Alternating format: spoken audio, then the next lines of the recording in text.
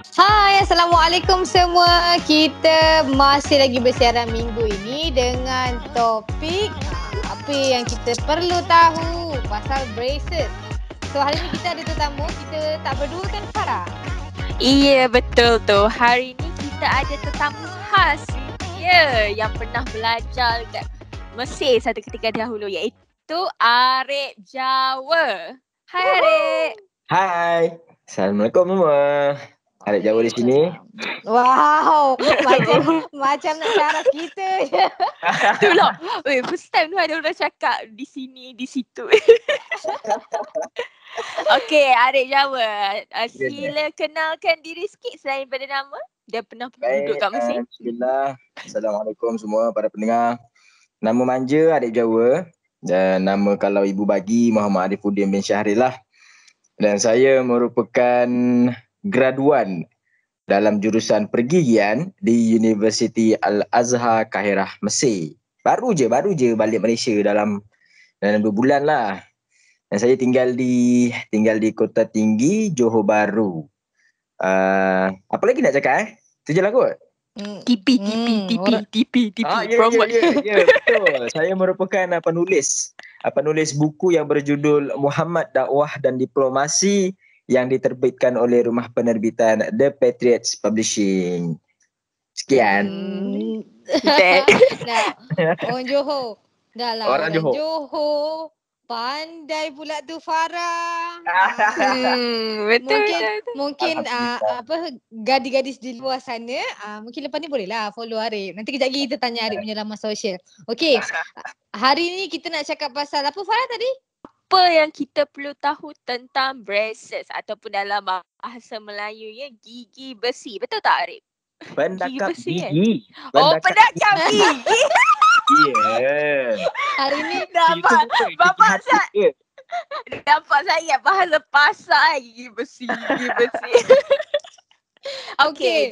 Apa nak cakap dekat pendengar luar sana, bagi mereka yang tak pernah pakai braces mungkin nampak macam cool. Aku pun for the first time aku macam tengok macam kau kan bekas kan.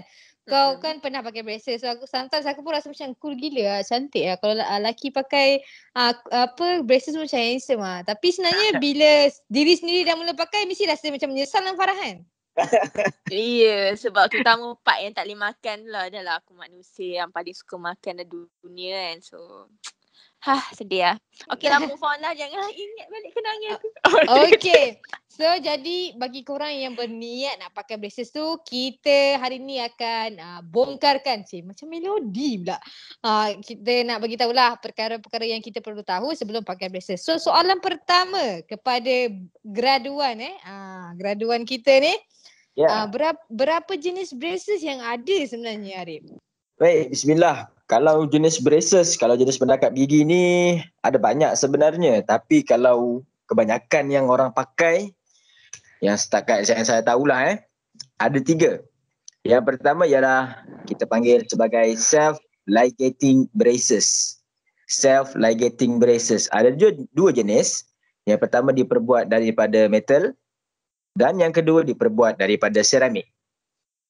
Jenis yang kedua ialah conventional braces. Ini conventional braces ni yang braces ataupun pendakap gigi yang biasa je lah, yang tak terlalu complicated sangat, tak terlalu susah sangat, yang biasa orang pakai, kebanyakan orang pakai. Sama juga diperbuat daripada 2 bahan yang sama. Yang pertama daripada metal, yang kedua daripada seramik. Dan jenis yang ketiga ialah clear aligners. Clear aligners ni kalau kita nampak orang pakai macam plastik tu. Plastik yang nampak gigi semua atas bawah. Itu nama dia clear aligners. Jadi dulu Farah pakai braces yang mana satu? Yang metal tu. Metal. Yang mana? Self-ligating atau conventional? Yang self-ligating rasanya. Maksudnya Nampak sangat kat sini Farah pun dia tak tahu. Dia main pasang je. Ya. Yang aku tahu paling murah cepat siap. Doktor tapi yang diiktiraf klinik yang diiktiraf. Lagi sebut-sebut murah orang ingat aku pergi buat dekat IG tu Murah tak murah jugalah. Yang berbeza ni dari segi daripada bahan, daripada segi prosedur, daripada segi kegunaannya. Kita juga ada pendakap ataupun braces yang dipanggil sebagai lingual braces. Lingual braces yang dipakai di permukaan belakang gigi. Kita biasa nampak orang pakai kat depan kan? Macam dulu pakai kat depan kan? Kalau lingual braces dipakai di belakang, di permukaan belakang gigi, di dalam. Jadi orang tak nampak yang kita pakai braces. Jadi yang itulah termasuk lingual braces. Kita ada 4 jenis. Self-ligating, conventional, clear aligners dan yang terakhir lingual braces. Sekian. Okay. Jadi apa yang seseorang tu perlu buat kalau dia nak pakai braces? Macam contoh dia kena pergi x-ray dulu ke? Apa ke? Boleh terangkan proses je tak? Proses. Bismillahirrahmanirrahim. Soalan ni soalan yang sangat penting lah, saya rasa. Soalan yang perlu dititik beratkan oleh semua orang, terutama kepada mereka yang berhasrat untuk memasang pendakap. Baik, yang pertama, apa yang perlu mereka lakukan ialah ada duit lah. Ada duit. Kalau tak ada duit, tak jalan. Yang kedua, kena ada gigi lah. Tak ada gigi, tak boleh pasang braces. Okay. InsyaAllah soalan nombor 2 tu lagi senang nak tunaikan berbanding yang pertama tu. Baik. Apa yang perlu mereka lakukan ataupun seseorang individu ni lakukan untuk pasang pendakap ni? Yang pertama, cari doktor yang sah dan bertauliah. Ya. Sebab sekarang ni ramai sangat saya tengok dan menjadi satu polemik pada hari ini, ramai yang mencari doktor YouTube. Sebab apa? Sebab dia nak cepat, dia nak murah. Jangan macam tu. Yang pertama, kita kena cari doktor yang sah dan bertauliah sebab pemasangan pendakap gigi ataupun braces ni hanya boleh dilakukan oleh seorang doktor gigi yang mempunyai sijil ataupun kepakaran dalam bidang ortodontik. Kita panggil bidang pendakap gigi ni ialah ortodontik ataupun ortodontis lah dalam bahasa Inggeris dia. Jadi doktor macam saya ni yang orang kata graduan segar ataupun fresh graduate, tak layak untuk pasang braces, tak layak untuk pasang pendakap gigi sebab saya tak ada kelayakan, saya tak ada kepakaran dan saya tak ada sijil dalam bidang ortodontik. Boleh faham? Jadi doktor yang sah dan bertauliah dan buatnya bukan di rumah. Ya? Jadi kiranya yang macam kalau nak pasang pendakap gigi ni kiranya dia macam perlu jadi specialist dululah doktor tu. Ya, betul. Terus boleh pasang. Lagi belajar ke tahap yang seterusnya. Ingatkan dia memang ada subjek pendakap gigi dah dekat masa belajar. Kalau subjek memang macam saya memang belajar je di universiti dulu, memang belajar pada tahun yang ketiga atau keempat, saya tak ingat. Tapi memang subjek tu ada belajar, kita belajar pembuatan, kita belajar fungsi, kita belajar dia punya bahan-bahan, semua kita belajar. Tapi prosedurnya hanya doktor yang pakar sahaja yang boleh lakukan. Begitu. Amira ada soalan ni, tiba-tiba lah terlintas lah dalam fikiran bila Arif cakap pasal kena buat tak boleh buat kat rumah semua. Yang buat dekat rumah kan, zaman sekarang kan kita pun tahu ramai yang buat kat rumah. Ramai sangat yang cakap diri doktor lah. Nak tanya, barang-barang tu sebenarnya mudah untuk didapati ke Rik? Kalau dekat Malaysia, kalau kat Malaysia lah, saya tak tahu. Kalau macam saya belajar di Mesir, barang-barang pergigian ni sangat mudah.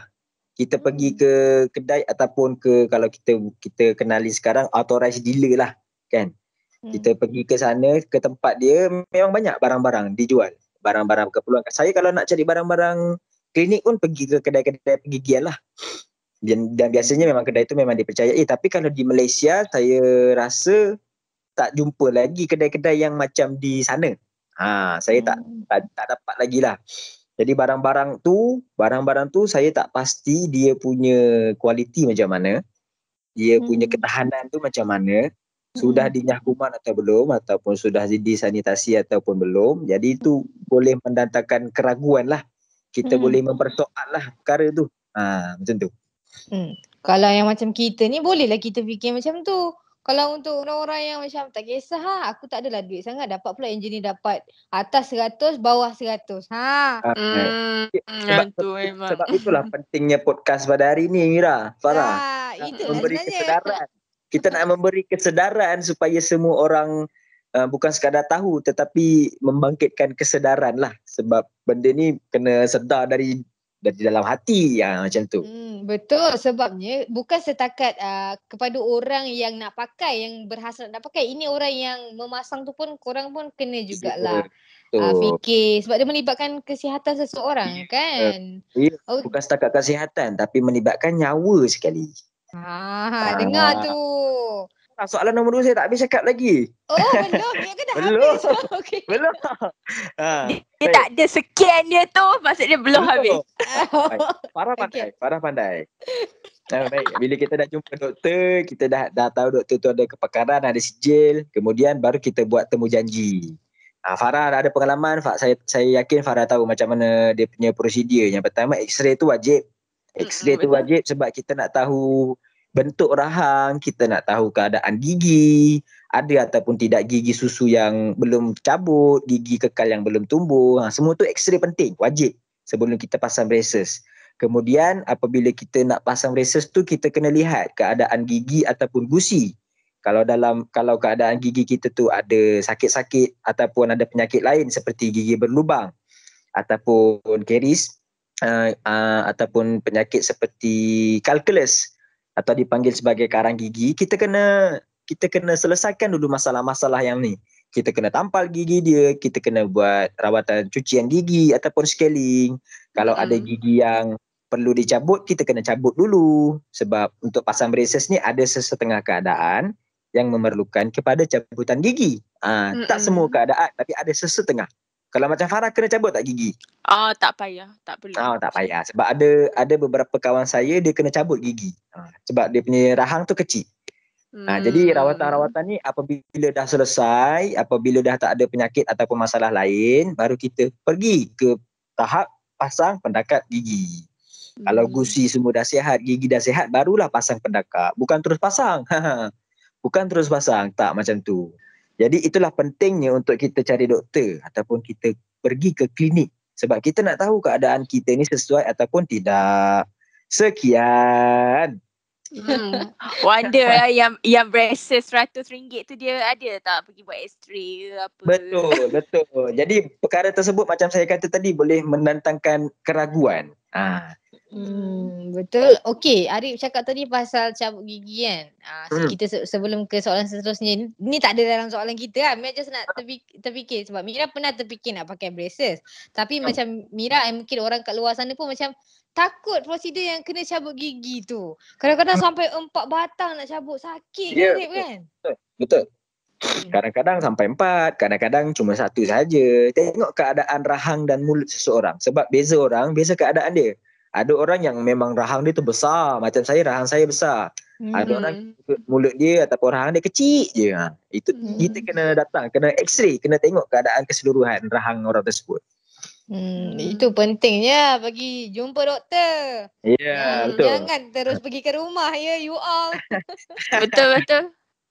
So kiranya kesimpulan dia rahang aku besar, Mira. Baru tahu. Sebelum ni kau tak tahulah. Dulu dah tanya malu doktor, kenapa tak payah cabut gigi malu lah. Mesti time tu kau happy gila kan, tak payah kena cabut gigi kan. Tak payah cabut gigi, tapi tu lah dah start pakai braces tu. Tu lah kesakitan dia sama sahaja. Itulah kait dengan soalan seterusnya ni. Okay, aku tanya kau dulu Farah. Pakai braces tu sakit ke tak bagi kau? Bagi aku the first week tu sakit lah. Sebab rasa macam boleh rasa pergerakan dalam gigi Eric. Macam boleh tak tahulah psikologi ke ataupun memang betul-betul terjadi ke. Tapi memang rasa macam benda bergerak. Macam tu. Rasa dalam movie seram tu kan, tiba-tiba aku takut lah keluar lipat ni apa. Punya. Tapi sakit lah. Tapi lepas tu dah okey dah. Mungkin sebab ada benda asing kot dalam mulut. I don't know. Kenapa pakai braces ni dia sakit, Dek? Soalan yang macam bodoh sikit lah. Tapi kita saja nak tanya. Faham. Baik, bismillah. Saya cuba jawab semampunya lah. Baik, untuk soalan yang ketiga, sakit ke tak? Ataupun kenapa sakit pakai pendakap gigi ni? Saya sendiri secara peribadi saya tak pernah pakai. Saya tak pernah pakai dan saya tak pernah buat perawatan tu. Tetapi dalam kalangan kawan saya di Mesir sewaktu saya belajar dahulu, memang ramai sangat kawan saya yang pakai pendakap gigi. Dan boleh saya katakan dalam 10 orang, 9 orang yang pakai akan cakap sakit. Sakit. Sakit sebab yang pertama macam Farah kata tadi, kita pakai pendakap gigi ini sebab kita nak meluruskan keadaan gigi. Ataupun kita nak membetulkan kesalahan-kesalahan ataupun masalah seperti maloklusi ataupun gigi jongang ataupun gigi berterabur. Seperti itulah. Jadi apa yang Farah kata tadi, ada benda-benda bergerak tu, itu betul. Sebab keadaan gigi kita tu ataupun gusi kita tu ditarik dengan dawai-dawai besi ada dalam gigi tu.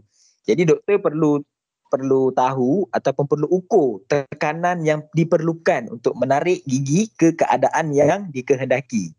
Jadi tak boleh sembarang letak sebab kalau sembarang tarik nanti jadi lain. Macam tu.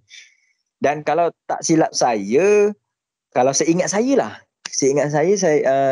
pergerakan gigi yang boleh yang ditetapkan atau bukan yang ditetapkan, yang sepatutnya bergerak sehari tu dalam tak melebihi berapa saya tak ingat, tapi ada ukuran dia dan tak boleh melebihi ukuran tersebut. Jadi doktor kena ukur. Ke sini contoh ke gigi ni, pergi ke gigi ni nak berapa dia punya tekanan. Itu kena ukur. Jadi sakitnya tu bukan setakat sebab nak makan tak boleh, sebab kita punya keadaan mulut ni yang pertama nak beradaptasi. Beradaptasi dengan benda asing. Benda asing tu apa? Besi-besi itulah. Besi pendakap tu. Ada sampai kadang-kadang sampai bibir terluka sebab kering. Kadang tergigit, ada sampai, betul Farah pernah berdarah bibir? Oh, pernah kali ya. Pernah. Keadaan ni memang sangat sering lah kita jumpa sewaktu seminggu atau 2 minggu pertama. Sebab kita punya keadaan mulut ni nak beradaptasi, kemudian pergerakan gigi tu nak ke tempat yang sepatutnya, pergerakan gusi lagi. Jadi perkara-perkara tersebut akan mendatangkan ketidakselesaan lah kepada pemakai. Tapi bila dah banyak kali pakai, dah sampai 2-3 bulan, 4 bulan, insya-Allah keadaan tu dah biasa dan si pemakai pun dah biasa, dah tak rasa selesa. Macam tu. Dia cuma dah datang dalam seminggu ataupun 2 minggu pertama. Dan ini saya rujuk kepada seorang pakar, iaitu Dr. Fahira yang bekerja di Dental Legacy Larkin, Johor Bahru. Beliau kata apa? Untuk conventional braces, dia punya rasa sakit tu lebih sedikit. Agak lebih sakit berbanding dengan self-ligating. Self-ligating ni boleh dikatakan kurang ataupun tak sakit langsung. Ini beliau katalah. Dan beliau quote sikit. Saya ada quote, no pain, no gain. Dan beliau ada tambah sikit kat belakang, beauty is pain. Iyalah, sebab sekarang ni orang associate pakai braces sebagai cantik kan. Bukan sebab cantik, tapi sebab dia dah jadi trend tau. Dah jadi trend sebab braces yang kita tengok dekat pasaran bracket braces yang ada dekat pasaran ni berwarna-warni, betul ada merah, ada warna ungu, ada warna oranye, ada warna biru, ada benda-benda itu menarik perhatian. Jadi orang macam style dia Mamat ni pakai kan. Aku nak cubalah. Dan tu kalau gigi cantik okey lah. Tapi kalau macam gigi Farah yang masa tu macam ke depan, macam jongang sikit tu sementara nak nampak cantik tu tutup gigi lah, tutup mulut lah, tak nak cakap. Nampak beza kan Farah pakai? Berapa lama Farah pakai? Dalam 2 tahun setengah lah. Ya. Tapi nampak beza lah kan dia punya gusi rahang tu. Nampak beza. Macam memanglah sebab Farah tak sempat habiskan sebenarnya. Sebab sebelum tu doktor tu meninggal dunia dulu kan. Lepas tu Farah pun macam terus tak pergi jumpa sebab klinik dia macam apa tahu urusan tukar. Tak sempat habiskan sampai ke aligners lah maksudnya. Tak sempat habiskan. Tapi nampak perubahan dia. Masa tu pula tak sambung. Sebab masa tu Farah dah duduk KL and dia tempat tu dekat Shah Alam. Jadi point dia malah nak ulang alik lah. Jadi betul lah kan Farah, sakit tu seminggu 2 minggu pertama. Betul. Yang tu Ah. sangat betul. Makan bubur McD je. Bubur McD lah Ya. penyelamat. Itu yang kawan-kawan saya buat juga, makan bubur. Mia terfikir macam orang yang bukan pergi buat dengan doktor tu, Mia terfikir macam mana rasa sakit yang diorang alami je. Macam tu lah. Sebab kan mesti ada perbezaan buat kat klinik dengan buat dekat tu. Itulah macam bila Arif cakap tadi ada ukuran berapa yang apa orang cakap dia punya tekanan dia tu yang sepatutnya kita buat ikut prosedur yang betul lah, tapi orang-orang yang kat luar sana buat macam sekadar buat tu macam beranilah, serius macam kat korang memang beranilah. And tiba-tiba Farah, aku rasa macam aku kat dalam klinik pergigian pula cara Arif cakap berapa lama Farah pakai. Sebab dah terbiasa kita diagnose orang dekat sana. Jadi macam itulah cara kita bertanya. Gitu. Kalau apa aku jadi pesakit Arif, mesti Arif kata kenapa tak sambung pakai dulu dik. Itulah saya tanya kenapa tak ada. Okay. Sebab saya malas nak ulang alik doktor. Tu je. Terus panggil saya doktor nampak. In character. Aduh. Okay. Lepas ni kita anggaplah ini dalam podcast Kotak Suara Klinik Pergigian Arif Jawa. Gitu. Okay, jadi Arif. Sebenarnya Farah wonder kenapa kita untuk keep track on perkembangan gigi satulah, tapi macam kenapa setiap bulan kena buat pemeriksaan gigi, dan macam mana pula kesan dia untuk kes orang yang tak pergi buat tiap-tiap bulan tu. Sebab dia macam short duit ke apa tu, macam tak apa skip bulan ni. Baik, Alhamdulillah. Terima kasih sebab mengajukan soalan yang sangat kritikal ni. Soalan sangat penting, terutama kepada mereka yang nak pasang braces lah. Bukan nak, yang sudah pasang braces kan. Kenapa kita perlu ke klinik untuk setiap bulan? Baik, jadi seperti yang saya katakan pada awal-awal tadi, braces atau pendekat gigi ni adalah satu prosedur yang sangat orang kata susah. Sangat susah sebab kita perlukan kepakaran, kita kena sambung lagi belajar 4-5 tahun baru dapatkan sijil itu. Jadi pendekat gigi ni boleh saya katakan satu rawatan yang susah dan memerlukan penjagaan yang sangat teliti dan rapi. Ya, kita perlukan satu penjagaan yang orang kata sangat leceh lah, cerewet. Sebab apa? Sebab yang pertama macam Farah kata tadi, nak tengok perkembangan gigi.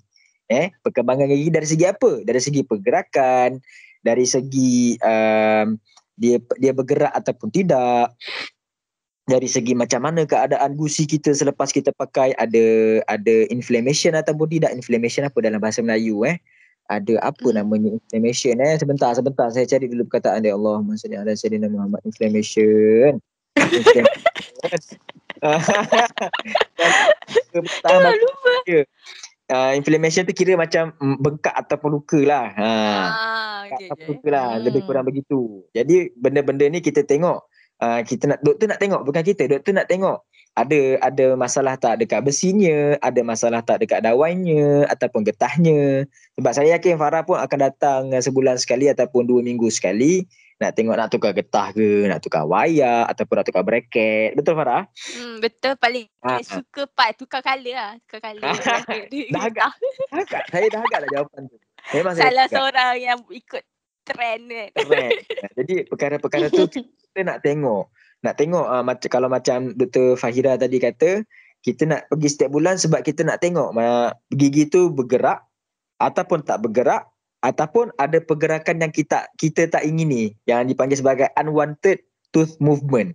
Contohnya kita nak bergerakkan gigi canine.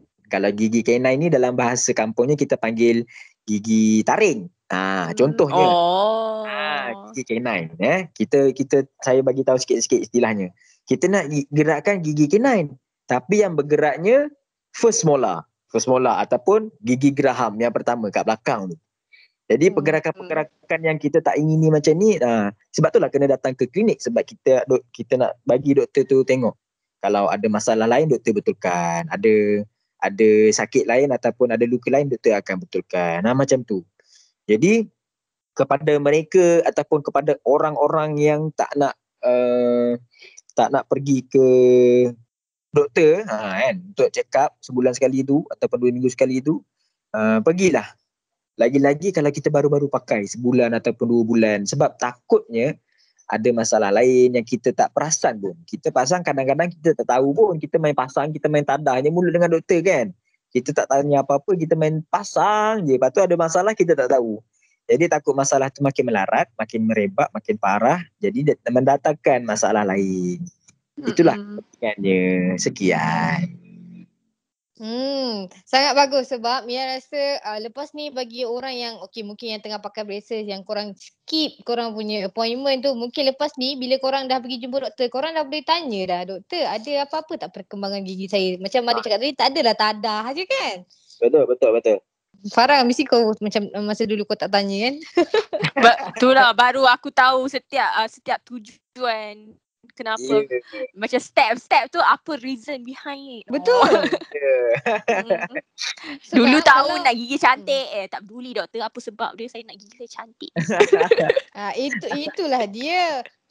Cuma aku sekali lagi lah, aku memang bila Arik cakap ni aku memang akan terfikirlah kan, apa yang orang-orang yang bukan doktor-doktor ni, kalau macam orang yang pasang murah tu, dia bila cakap aku nak pergi servis, sebab Mina ada je 2-3 orang kawan yang memang buat yang dengan orang yang dekat rumah tau. Dia bukan doktor. Lepas tu Mia just terfikir diorang pergi servis tu diorang tukar warna, tukar besi, tu je. So maksudnya agak bahaya jugalah kan kat situ kan. Itu yang kata mereka yang ada sijil YouTube tu kita boleh persoalkan lah. Macam mana servis dia, macam mana rawatan post rawatan tu, selepas rawatan tu ada tak dia ambil perkembangan pergerakan gigi, dia tengok akusi, perkara-perkara macam tu. Kalau ada luka contohnya, kalau ada luka berdarah, dia buat apa? Adakah dia sekadar lap pakai tisu ataupun kain buruk? Macam mana dia punya tu? Kita boleh tanya. Contoh dia nak buat kat rumah, kita tanya, tiba-tiba berdarah. Nak buat macam mana ni? Dia ambil tisu, dia tonyok kat luka kita tu. Tisu dari mana? Banyak kalau kita nak persoal ataupun kita nak bangkitkan isu. Macam tu. Okay. Soalan seterusnya, bila kita dah pakai braces, korang pun dah pergi orang cakap pergi buat appointment, dan korang pun ada sedikit sebanyak ilmu yang dapat lah tadi daripada Arif. Ada pantang tak dari segi makan ke minum ke? Mira pernah dengar bila pakai braces tak boleh makan es krim.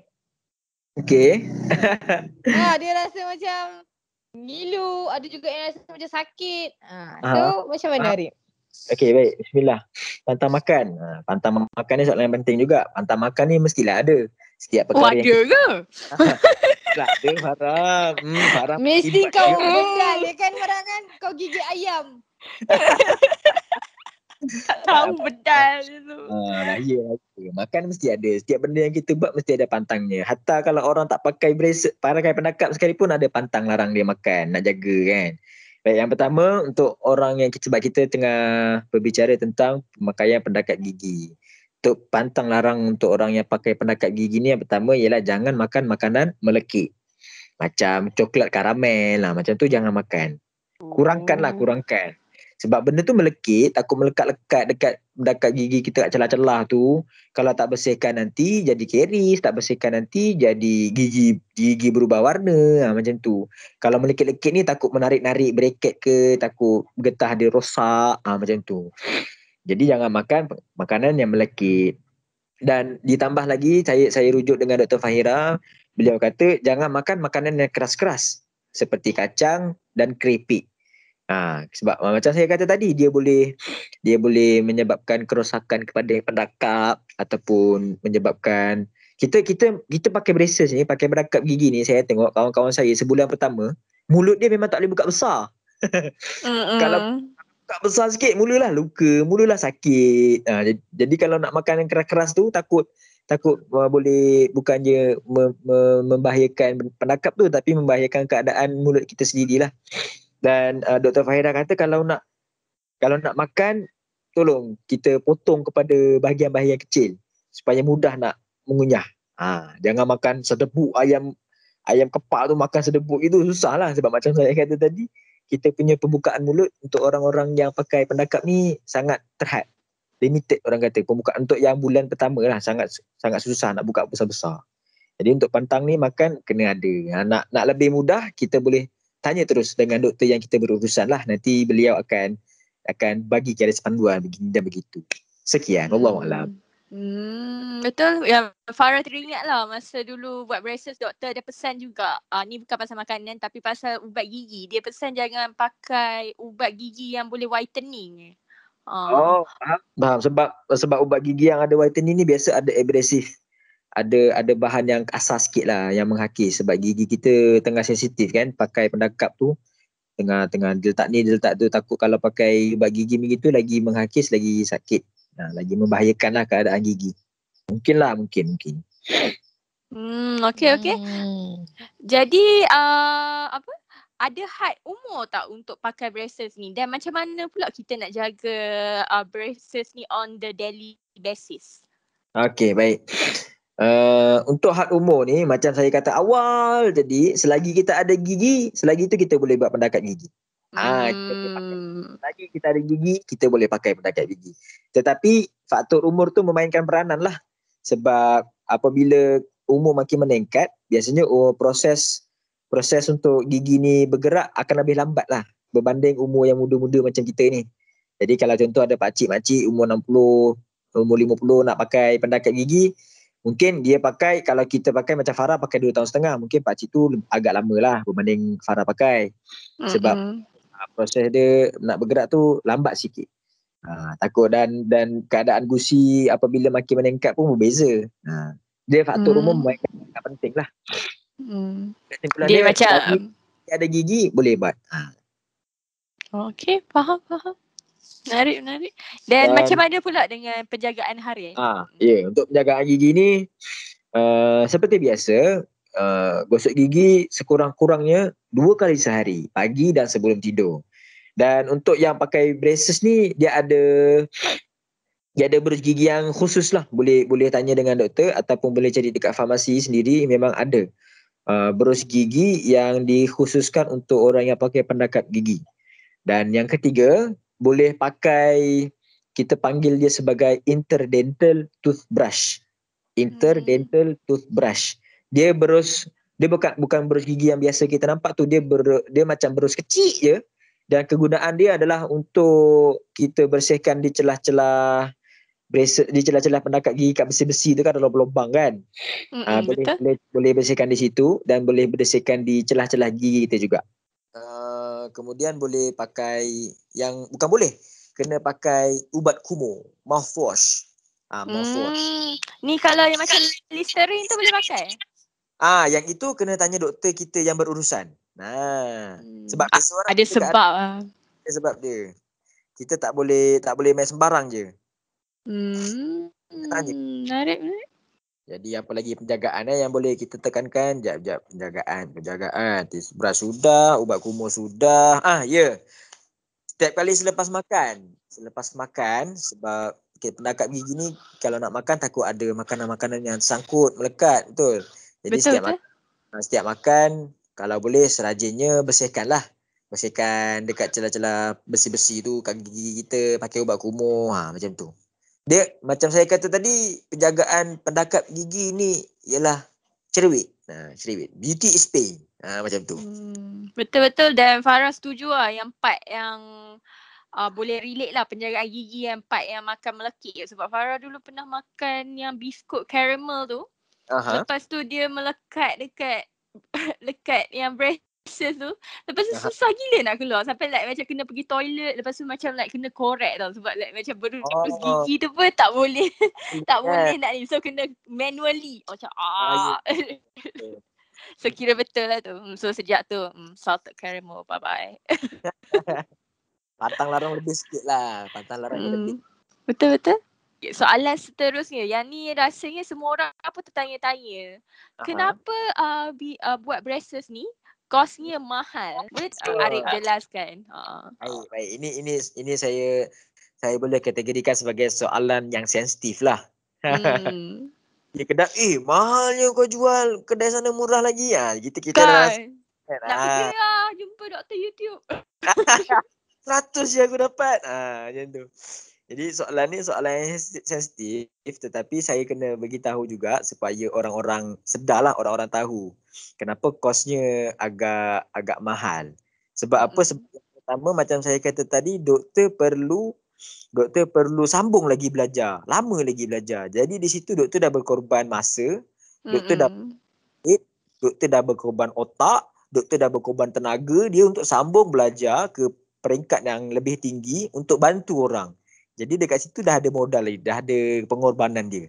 Itu yang pertama, kena sambung belajar. Doktor kena berkorban macam-macam. Baik, yang kedua, yang macam saya kata tadi, peralatan atau perlengkapan pendekat gigi ni bukannya peralatan yang dekat pasar lambat RM10-15. Betul.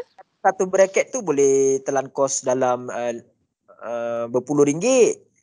Macam-macam lagi. Sebab peralatan dekat klinik contoh macam peralatan untuk sanitasi, peralatan untuk nyah kuman, probe, mirror, tweezer dan segala bagai tu memerlukan kos yang sangat tinggi. Memerlukan kos penjagaan yang sangat tinggi. Jadi dekat situ dah ada kosnya lagi. Peralatannya lagi. Kita kita cantik. Lepas tu kita nak sihat. Lepas tu kita nak pakai yang murah-murah macam mana? Betul. Makanan dia tu macam mana? Kualiti dia tu bagaimana? Jadi yang pertama tadi pengorbanan doktor, modal doktor. Yang kedua peralatan-peralatan dia mahal sebab kelengkapan dia tu sangat-sangatlah saya boleh katakan bukan kelengkapan yang bukan kaleng-kaleng lah. Bukan calang-calang kelengkapan lah. Jadi yang ketiga untuk soalan untuk kenapa kos pendekat gigi ni mahal ialah prosedur dia sendiri. Prosedur dia sendiri bukan mudah. Sangat cerewet. Dan doktor yang ada pakar ataupun CJ saja yang boleh lakukan. Macam saya kata tadi, biasanya contoh biasanya untuk kos RM5,000 RM5,000 itu dah termasuk dengan scaling apa semua. Betul. Scaling ataupun cuci gigi, tampal gigi ataupun ada gigi yang kena cabut, itu dah termasuklah dalam kos RM5,000 tu. Jadi untuk kos yang RM100 tu macam mana? Ada tak rawatan-rawatan yang seperti ini? Ada tak penjagaan seperti ini? Ada tak doktor tu mengambil berat, tanya macam mana keadaan gigi awak sekarang? Ada tak dia buat macam tu? Sakit ke tak? Ada berdarah ke tak? Ada luka ke tak? Macam tu. Jadi saya harap untuk soalan yang kos ni boleh menjawablah serba sedikit persoalan Mira dan Farah dan pendengar di luar sana. Kenapa pendakap gigi ni kosnya kadang-kadang mahal? Bukan kadang-kadang lah, memang agak mahal. Jadi itulah saya kata tadi. Kadang-kadang untuk sambung ke ambil program course ni ataupun jurusan ni, ada satu doktor tu yang sampai RM20,000, RM30,000, RM40,000 macam tu. Jadi dia memerlukan kos yang sangat besar. Doktor sendiri berkorban banyak tenaga dia, ilmu dia. Kita bayar orang tu sebab ilmu dia. Betul. Untuk kepakaran dia lah. Macam kita kalau pergi chef restoran mahal nak makan makanan unik kenalah bayar mahal. Betul. Chef Gordon Ramsay, kita bayar sebab kepakaran beliau.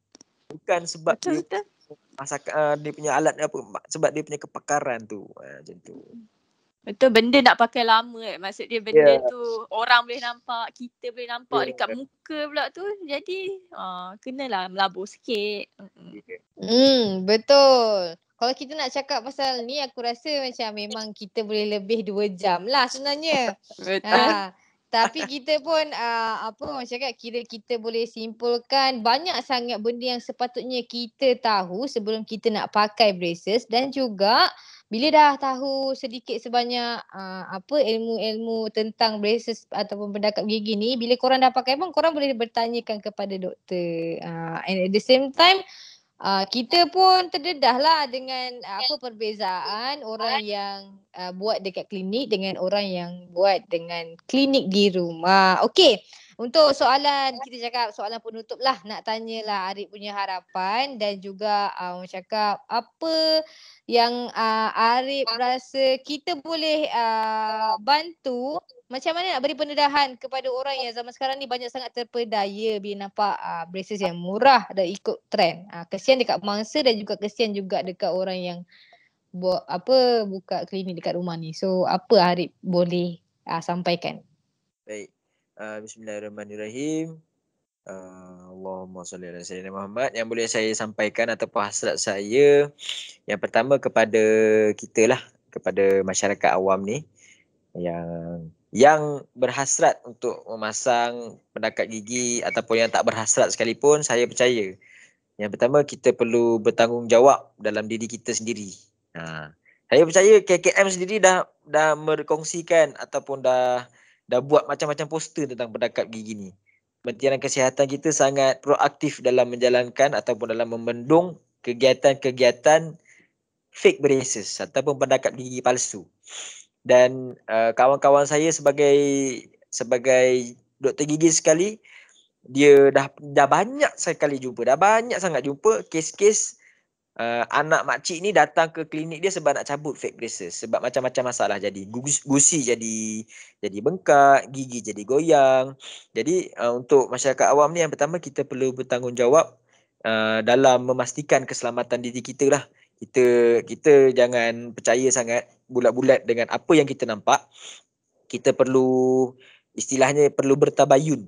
Perlu menilai apa yang kita nampak, apa yang kita dengar. Dan jangan terus ambil bulat-bulat apa yang kita nampak tu. Kalau contohnya kita ternampak kegiatan yang tak diingini ni, kita boleh terus laporkan langsung ke Kementerian Kesihatan Malaysia ataupun KKN. Terus mereka ada sediakan portal, boleh carilah di laman sesawang rasmi KKM, dan kita boleh terus laporkan kegiatan yang tak diingini tersebut kepada mereka, dan insya-Allah nanti akan ada tindakan daripada mereka. Dan kita boleh periksa, boleh tanya, kalau yang nak buat kat rumah tu sendiri, kita boleh tanya ada apa-apa lesen ataupun tidak, ada apa-apa kepakaran ataupun sijil ataupun tidak, macam tu kita boleh tanya. Jadi itu untuk masyarakat awam. Dan untuk mereka yang berkecimpung dalam kegiatan fake braces ataupun pendekat gigi palsu ni, saya sarankan untuk anda berhentilah. Sebab kita perlu sedar bahawa kegiatan kita ni berkait sangat rapat dengan keselamatan orang, dengan nyawa orang. Jadi kalau kita tak bertanggungjawab dengan perkara itu, nanti kalau kat dunia kita boleh lepas, dekat atasnya nanti macam mana? Macam tu. Jadi berhenti, dan saya percaya, saya yakin walaupun dalam keadaan kita berpandemik dalam sekarang ini, ada macam-macam jalan untuk kita jadi kreatif. Kita boleh jual kuih, kita boleh buat podcast macam Mira, betul? Kita boleh buat macam-macam. Asalkan ada kehendak, di situ ada jalan. Di mana ada gula, di situ ada semut, insya-Allah. Betul. Anda berhenti kegiatan sekarang dan cuba bertaubat. Itu. Dan kalau secara peribadi, saya memang akan menentang sehabis-habisnya sampai saya mati. Jadi point itulah, jadi point dia, berhentilah mengenai diri sendiri dan juga orang lain, baik yang menawarkan khidmat fake braces ni dan juga yang pergi mendapatkan khidmat tersebut. Okey Arif, jadi nampaknya kita dah sampai ke penghujung podcast Kotak Suara pada hari ini. Cepat betul masa berjalan, tak rasa puas borak dengan Arif. Tapi insya-Allah ada rezeki kita akan jemput Arif lagi. Arif okey tak kalau kita orang jemput? Boleh. Besar tapak tangan, Niru saya tadahkan. Okey. Jadi Arif, sebelum kita tamatkan podcast pada hari ini, kalau orang nak ikut perkembangan Arif macam mana? Mudah sahaja. Kalau di Twitter ataupun di Instagram ataupun di Facebook, cari saja nama Arif Jawa. InsyaAllah akan. Senang ingat lah kiranya. Arif Jawa. Okey. Itu identiti saya. Dan kalau nak beli buku dengan The Patriot, buku saya bertajuk Muhammad Dakwah dan Diplomasi. Semua boleh beli dekat web store dan juga Shopee. Tolong tambah. Shopee. Okay, jadi Arif, kami nak ucapkan terima kasih sangat-sangat sebab sudi join podcast kami. Dan juga terima kasih kepada semua yang mendengar kerana sudi meluangkan masa mendengar podcast kami pada minggu ini. Farah, doktor tadi. Siapa? Doktor Zafirah ya? Apa? Dr. Fahira. Oh, Doktor Fahira. Terima kasih doktor. Hai doktor. Okay, stay tuned guys. Bye. Bye. Assalamualaikum semua.